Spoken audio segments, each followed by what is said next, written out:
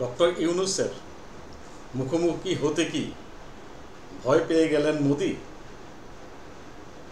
এই বিষয়ে একটু কথা বলবো আজকে। আমরা জানি যে ডক্টর মোহাম্মদ ইউনূস দায়িত্ব নেয়ার 2 দিন আগে ভারতীয় প্রিন্ট মিডিয়া দ্য হিন্দুকে যখন ইন্টারভিউ দেয়, তখন কিন্তু তিনি এক প্রকার প্রচ্ছন্ন হুমকি কিন্তু ভারতকে দিয়ে রেখেছিলেন। এক প্রশ্নের জবাবে ডক্টর ইউনূস তখন বলেন যে বাংলাদেশে যদি অস্থিতিশীলতা করার কেউ চেষ্টা করে, তাহলে পশ্চিমবঙ্গ, 7 সিস্টার এবং মিয়ানমার কোনো জায়গায় স্থিতিশীল থাকবে না। দায়িত্ব নেয়ার আগেই এই হুমকি কিন্তু ভারত পেয়ে গিয়েছিল।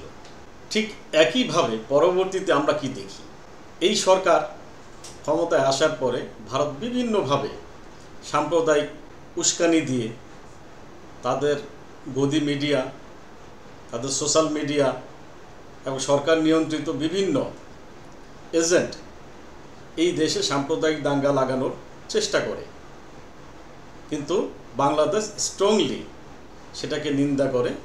ছাত্র জনতা এবং এদেশের আপামর জনগণ সবাই মিলে এই প্রোপাগান্ডাকে প্রতিহত করে দেশে স্থিতিশীলতা অর্থাৎ শান্তি বজায় রাখে এবং সাম্প্রদায়িক সম্প্রীতি অটুট রাখে।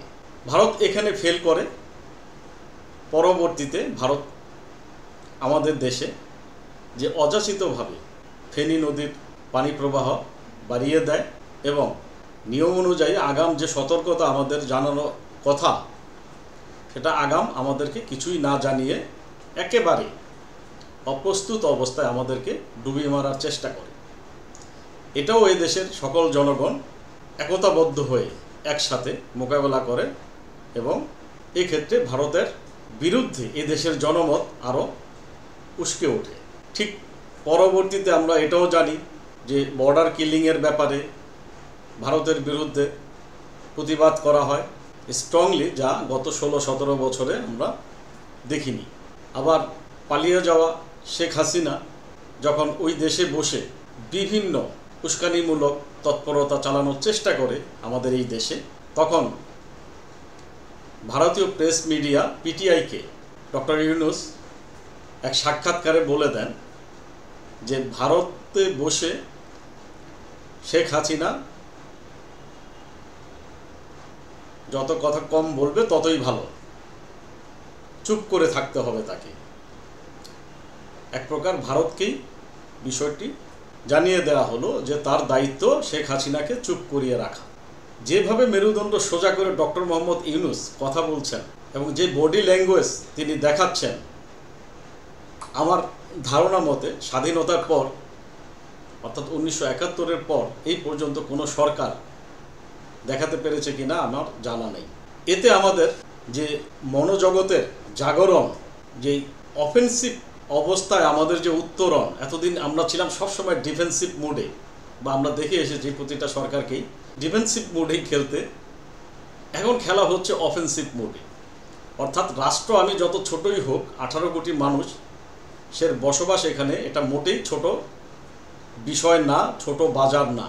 ভারত ভৌগোলিক দিক দিয়ে যত বড়ই হোক এবং 4000 কিলোমিটারের বেশি বর্ডার আমাদের সাথে শেয়ার করলো, তাকে মাথায় রাখতে হবে আমরা কিন্তু তার পেটের মধ্যে।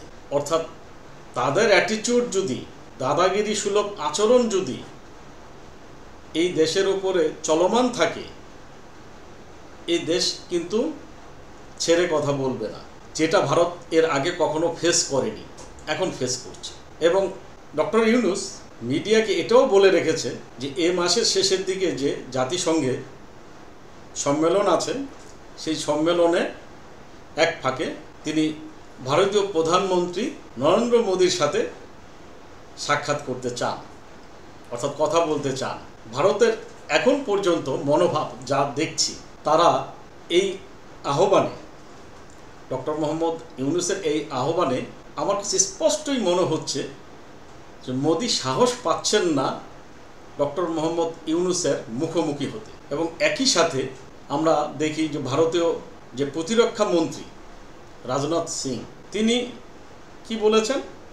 তিনি বলেছেন ইউক্রেন রাশিয়া যুদ্ধ, হামাস ইসরায়েল যুদ্ধ এবং বাংলাদেশের বর্তমান প্রেক্ষাপটে তাদের সেনাবাহিনীকে তিনি তৈরি হতে বলছেন এবং নজর রাখতে বলছেন।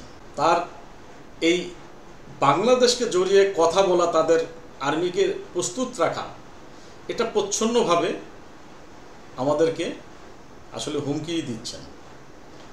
এদেশের মানুষ যে এখন আর ভারতের হুমকিতে ভয় পায় না, এটা স্কুল পড়ুয়া স্টুডেন্ট থেকে শুরু করে 80 ঊর্ধ্ব মানুষ পর্যন্ত এই বিষয়টি এখন উপলব্ধি করে যে না, তুমি যত বড় শক্তিশালী রাষ্ট্রই হও, যত বড় দেশই হও, এ দেশকে পদানত করতে আর তুমি পারবে না।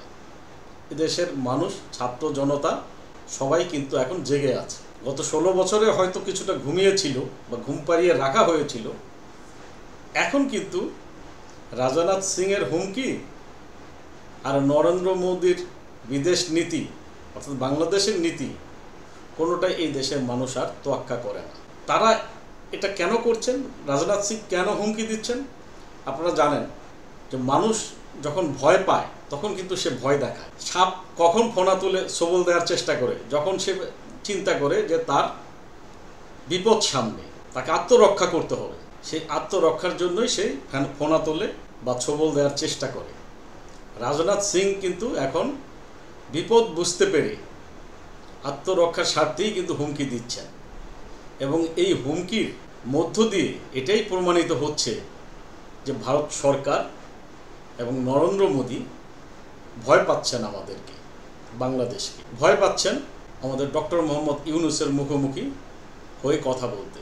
তো আমাদের এই ভয় দেখানোর যে চর্চা এখন শুরু হয়েছে, এটা আশা করি অব্যাহত থাকবে। তাহলেই আমরা বিশ্বাস করি ভারতীয় জনগণের সাথে বাংলাদেশের জনগণের পারস্পরিক সহযোগিতা, সহমর্মিতার মাধ্যমে, পারস্পরিক স্বার্থ পরিপূর্ণভাবে আদায়ের মাধ্যমে সম্পর্ক অটুট থাকবে, এগিয়ে যাবে।